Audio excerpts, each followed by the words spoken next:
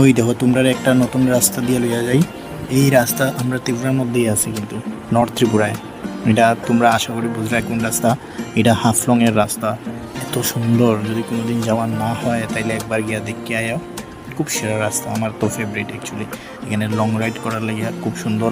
আর যেদিন গেছিলাম ওই দিন রুদ্রটা একটু ভালোভাবে আসছিল, তো খুব সেরা লাগছে। ফাইন রাস্তা, তোমরা ঘুরে আসতে পারো। ত্রিপুরার মধ্যে এমন একটা রাস্তা আছে, নর্থ ত্রিপুরার মধ্যে এমন একটা রাস্তা আছে যেটা দেখলে সত্যি খুব ভালো লাগে। ঠিক আছে।